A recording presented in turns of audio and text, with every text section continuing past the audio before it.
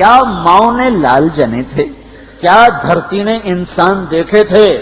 آج تک دنیا ایسا بادشاہ نہ دکھا سکی جو 22 لاکھ مربع میل پہ حکومت کر کے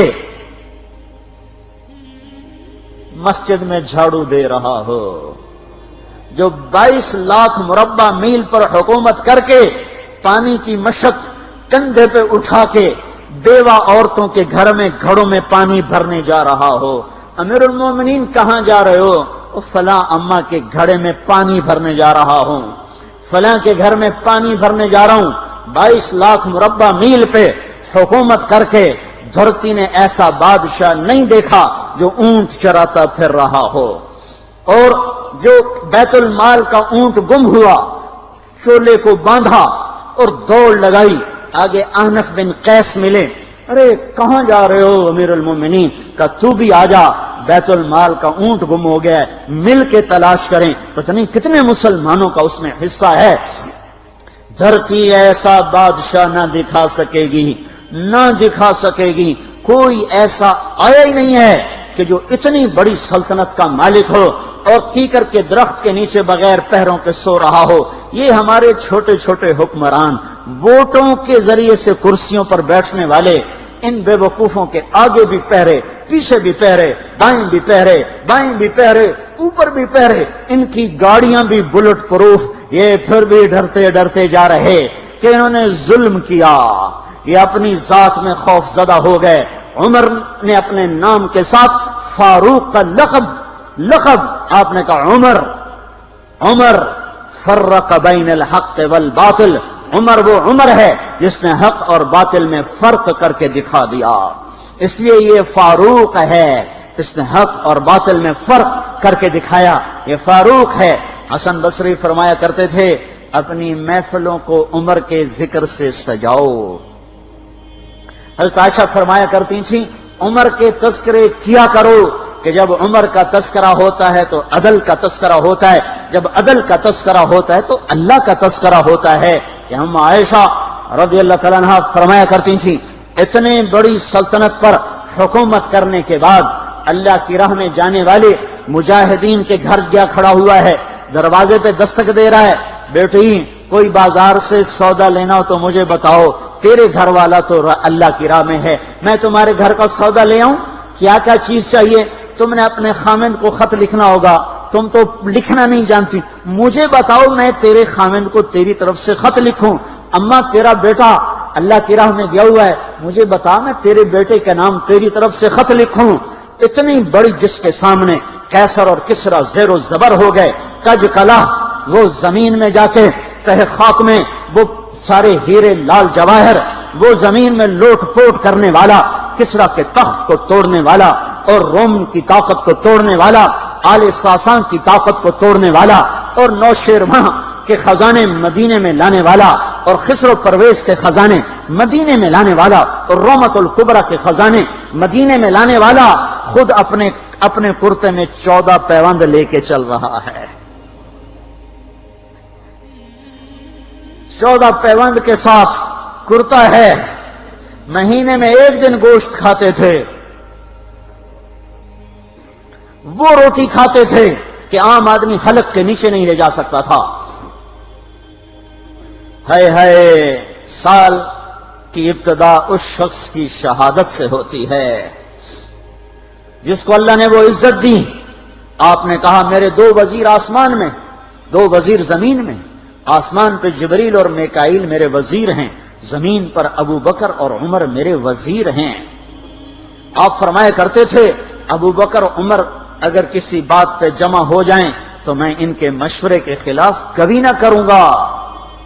ابو بکر تیری مثال ابراہیم کی ہے، عمر تیری مثال نوح علیہ السلام کی ہے، ابو بکر تیری مثال عیسیٰ علیہ السلام کی ہے، عمر تیری مثال موسیٰ علیہ السلام کی ہے۔ آپ مسجد میں آئے، آپ کے دائیں طرف ابو بکر تھے، بائیں طرف عمر تھے، آپ اندر آئے اور کہا دیکھو اسی طرح قیامت کے دن ہم اٹھیں گے کہ میرے دائیں طرف ابو بکر ہوگا، میرے بائیں طرف عمر ہوگا اور ہم ہاتھوں میں ہاتھ دیے ہوئے اٹھائے جائیں گے۔ اور ایک حدیث میں آتا ہے اور میرے قدموں سے بلال کو اٹھایا جائے گا جو نکلتے ہی اذان دے گا، جس کے اسلام لانے نے اسلام کو اونچا کیا، جس کے اسلام لانے نے باطل کو پست کیا، جن راہوں سے عمر گزر جائے شیطان وہ راہیں چھوڑ دیتا تھا۔ عرفات کا میدان تھا، 1.25 لاکھ مقدس ہستیاں سامنے ہیں۔ میرے نبی نے فرمایا اس وقت میرا اللہ میرے سب صحابہ پہ فخر کر رہا ہے اور عمر بن خطاب پہ خاص طور پہ فخر کر رہا ہے، خاص طور پہ فخر ہو رہا ہے، عمر بن خطاب پہ خاص طور پہ فخر ہو رہا ہے۔ میرے بعد کوئی نبی ہوتا عمر ہوتا۔ عمر، میں نے رات جنت میں محل دیکھا، ایک اینٹ موتی کی، ایک یاقوت کی، ایک زمرد کی۔ میں نے پوچھا یہ کس کا ہے؟ کہا گیا ایک قریشی کا ہے۔ میں کہا میں قریشی ہوں، اتنا خوبصورت محل ہے، میرا ہی ہوگا۔ جب جانے لگا تو فرشتے نے کہا یہ آپ کے غلام عمر بن خطاب کا ہے۔ وہ کیا مبارک لوگ ہیں کہ جنہیں نبی کے گھر میں قبر نصیب ہو، ایک طرف ایک ساتھی، ایک طرف دوسرا ساتھی، جن کو نبی کے دو پہلوؤں میں جگہ ملی ہو۔ وہ کیسی عظیم ہستیاں، اتنی بڑی سلطنت کا مالک اور اتنے بڑے عدل کی نشانی بن کر مدینے میں مسجد میں بیٹھے رو رہے ہیں۔ امیر المومنین کیوں رو رہے ہو؟ کہا دجلہ کے کنارے کتا بھی پیاسا مر گیا تو پوچھ تو عمر کی ہوگی، فرات کے کنارے کتا بھی پیاسا مر گیا تو پوچھ تو عمر کی ہوگی۔ راتوں کو پہرے دیے جا رہے ہیں، راتوں کو خبرگیری کی جا رہی ہے۔ مدینے کے باہر ایک خیمہ ملتا ہے، چند بچے ملتے ہیں جو رو رہے ہیں۔ ایک عورت ہانڈی چڑھا کے ڈوئی پھیر رہی ہے۔ پوچھتے ہیں بہن یہ بچے کیوں رو رہے ہیں؟ کہ یہ بھوک سے رو رہے ہیں۔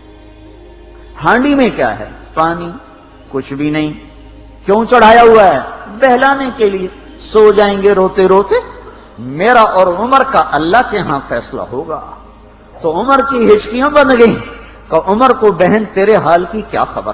کہ پھر ہمارا بادشاہ کیوں بنا ہے؟ اگر ہمارے حال کی خبر نہیں لیتا تو ہمارا خلیفہ کیوں بنا ہے؟ پر لگ گئے، بیت المال سے سامان نکالا، بوری بھری، سر پہ اٹھائی، کمر پہ اٹھائی۔ غلام اسلم نے کہا میں اٹھاؤں؟ کہ قیامت کے دن بھی میرا وزن تو اٹھائے گا۔ اسی طرح بھاگے ہوئے آئے، پنیر نکالا، آٹا نکالا، گھی نکالا، شہد نکالا، ڈال کے ہانڈی میں نیچے آگ، خود دھواں، گیلی لکڑیوں میں پھونکے مار مار مار آگ جلائی، حلوہ تیار کیا، پھر پلیٹوں میں ڈال ڈال کے بچوں کو کھلایا۔ وہ عورت کہنے لگی کاش عمر کی بجائے تو خلیفہ ہوتا۔ تو یہ نہیں کہا کہ میں ہی عمر ہوں، میں ہی عمر ہوں۔ فرمایا جب کل تو امیر المومنین سے ملے گی تو مجھے بھی وہیں دیکھ لے گی، مجھے بھی وہیں پا لے گی۔ پھر وہاں بیٹھ کے دیکھتے رہے، اٹھ کے چل دیے۔ بچے ہنسنے لگے، کھیلنے لگے تو اپنے غلام سے فرمایا میں نے انہیں روتا دیکھا تھا، میرا جی چاہا میں انہیں ہنستا بھی دیکھوں۔ 22 لاکھ مربع میل پہ اسلام پھیلا کر حکومت اس سے بھی بڑے علاقے میں لوگوں نے کی۔ چنگیز نے اس سے زیادہ فتوحات کی، محمود غزنوی نے اس سے زیادہ کی، سکندر تیمور نے اس سے زیادہ کی۔ پر فتوحات کر کے یوں خدمت کر رہا ہو، پانی بھر رہا ہو، اونٹ چرا رہا ہو، امامت کرا رہا ہو، 14 پیوند لگے کپڑوں کے ساتھ خلافت کے تخت پر بیٹھا ہوا ہو، یہ دھرتی میں پھر کوئی نہیں آئے گا۔ ہے نماز میں خنجر لگا، نماز پڑھاتے ہوئے 27 ذوالحج، 27، 28، 29 یکم کو انتقال ہوا۔ یکم محرم موت کے آثار گہرے نظر آئے۔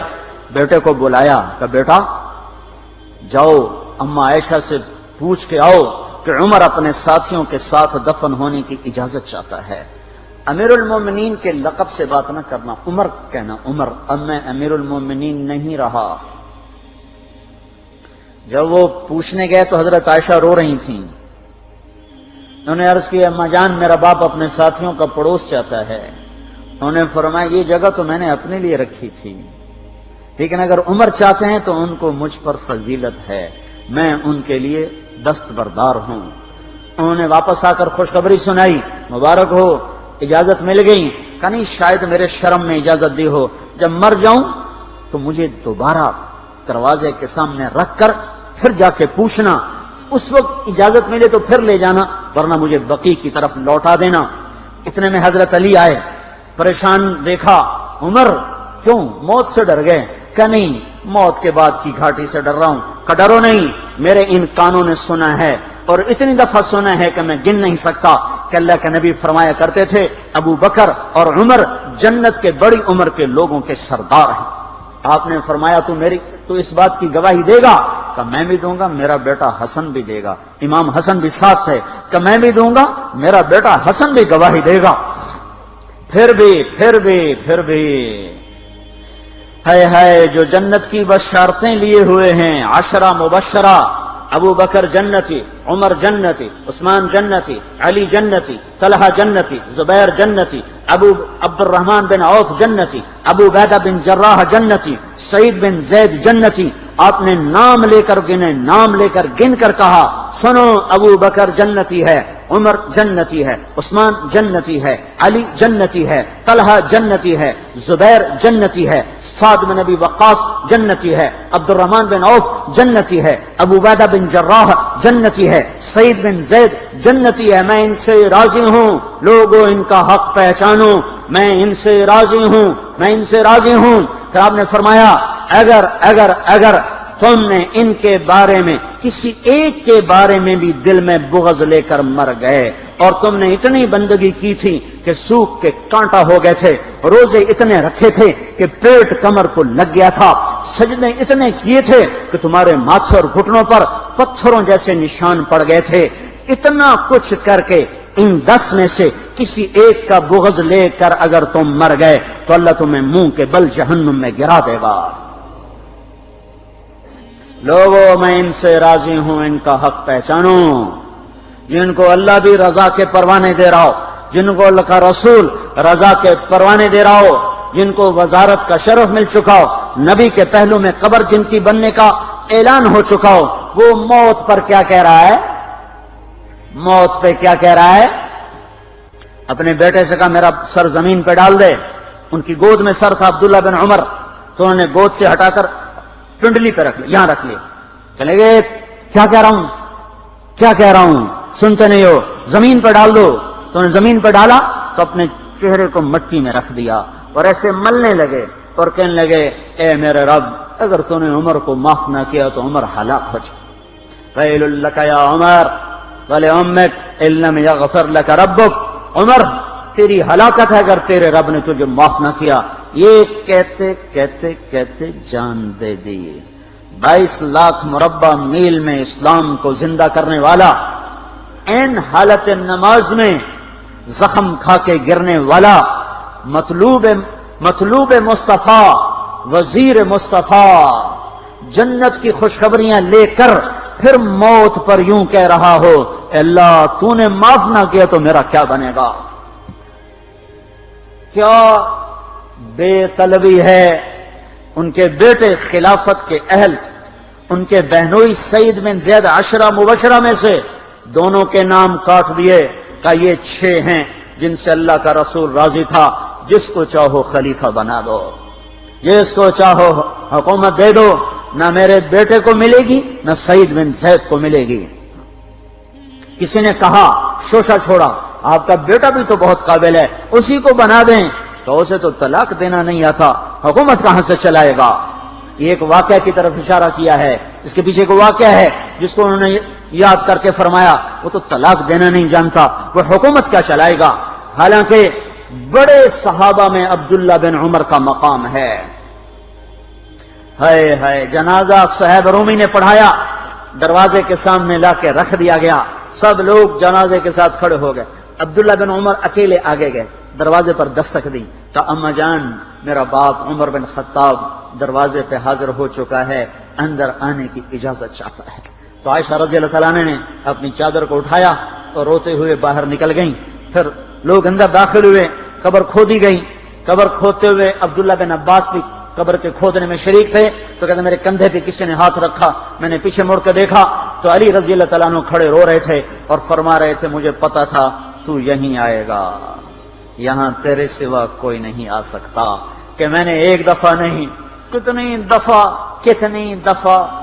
دفعہ میں نے اللہ کے نبی سے یہ بات کا تکرار سنا، میں ابو بکر اور عمر، اس کا اتنا تکرار سنا ہے میں نے کہ مجھے یقین تھا یہیں آئے گا، تو اور کہیں نہیں جا سکتا۔ میرے بھائیوں، غفلت سے باہر آ جائیں، یہ دھوکے کا گھر، یہ مچھر کا پر، یہ مکڑی کا جالا، یہ دنیا کہیں ہمیں ہلاک نہ کر دے۔ ان لوگوں کو سامنے رکھ کے زندگی گزارو جنہوں نے اللہ کو راضی کیا، اس کے رسول کو راضی کیا، کلمہ حق کو بلند کیا، خیر کے ذریعہ بنے، شر کے مٹانے والے بنے، اور دنیا میں مرنے کے بعد بھی ان کے تذکرے ہدایت کا سامان بنے، ان کے تذکرے روشنی کا مینار بنے۔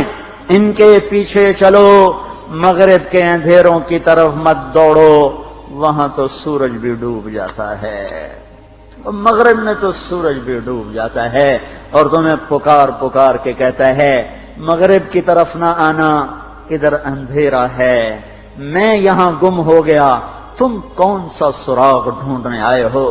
دوڑو اللہ اس کے رسول کی پاک زندگی کی طرف، اس کے پاک صحابہ کی زندگی کی طرف، جن کو اللہ نے مرنے سے پہلے جنت ہاتھ میں دے دی، جنت کی بشارت دے دی۔